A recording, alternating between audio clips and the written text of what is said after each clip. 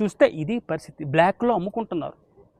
ఈ రోజున ఆ బాధ చూడలేకే మేము అప్పటికీ న్యాయం జరుగుతుందేమో, ఎందుకంటే అధికారుల దృష్టికి తీసుకెళ్ళడం జరిగింది, న్యాయం జరుగుతుందేమో అని వేచి చూసాం, కానీ న్యాయం జరగలేదు. అందుకే ఈ రోజున గార మండలం వైఎస్ఆర్ కాంగ్రెస్ పార్టీ నాయకులతో కలిసి రైతులందరూ, అమరవెల్లి పంచాయతీ రైతులందరూ కలిసి ఈ రోజున కలెక్టర్ గారి దగ్గరికి వచ్చి వినతిపత్రం ఇవ్వడం జరిగింది.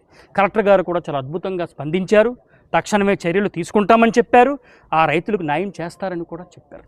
కానీ ఈ బ్లాక్లో విక్రయం ఒక అధికారులై ఉండి రైతులకు అవసరమైనట్టు ఎరువులు సరఫరా చేయడానికి ఒక గైడ్ లైన్స్ ఉంటాయి, ఎవరికైనా యూరియా కావాలి. ఈ రాష్ట్రంలో గైడ్ లైన్స్ ఏమీ లేదు, ఒక్క రెడ్ బుక్ రాజ్యాంగమే నడుస్తుంది, ఒక్క రెడ్ బుక్ రాజ్యాంగమే నడుస్తుంది. గత వైసీపీ ప్రభుత్వంలో జగన్మోహన్ రెడ్డి గారు ఆర్బీకే కేంద్రాలు ఎందుకు పెట్టారండి?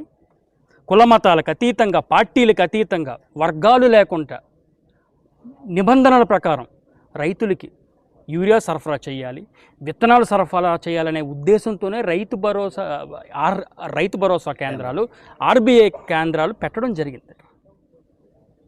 మరి ఈ తెలుగుదేశం ప్రభుత్వం ఏం చేస్తుందండి? RBI కేంద్రాలని, Rythu Bharosa కేంద్రాలని Telugu Desam party కార్యాలయాల్లాగా మార్చేశాయి, Telugu Desam party కార్యాలయాల్లాగా మార్చేశాయి. ఉమరవెల్లి వెలుగు చూసినటువంటి ఈ చిన్న ఉద్దంతం అనుకోవచ్చా, లేక జిల్లాలో రాష్ట్రంలో కూడాను ఇలా ప్రభుత్వం ద్వారా సరఫరా చేసినటువంటి రైతుల ఎరువులు బ్లాక్లో విక్రయం జరుగుతున్నాయి అనడంలో ఎటువంటి అసక్తి లేదు? చిత్తూరు నుంచి ఇచ్చాపురం దాకా బ్లాక్ మార్కెట్టే జరుగుతుంది. తెలుగుదేశం పార్టీ నాయకుల కనుసన్నల్లోనే ఇదంతా జరుగుతుంది. మీడియా ద్వారా ఇది కప్పిపుచ్చుతున్నారు. కానీ రైతుల పక్షాన పార్టీలకు అతీతంగా మీకు మళ్ళీ చెప్తున్నాం, పార్టీలకు అతీతంగా ఈరోజు వైసీపీ పార్టీ రైతుల పక్షాన పోరాటం చేస్తుంది. అందుకే ఈ రోజున రైతులను వెంట పెట్టుకొని కలెక్టర్ గారి దగ్గరికి రావడం జరిగింది. కలెక్టర్ గారికి కూడా ఈ విషయాలు చెప్తుంటే కలెక్టర్ గారు కూడా షాక్ అయిపోతున్నారు.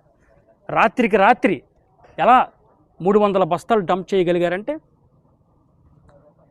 అలా ఉంది ప్రభుత్వం. సాధారణంగా రైతులకి ఎరువులు అవసరమైనప్పుడు వ్యాపారస్తులే బ్లాక్ చేస్తుంటారు, కానీ ప్రభుత్వాలు మాత్రం అవసరాలు తీర్చే ఎరువులు మాత్రం సజావుగా సరఫరా చేయాలి.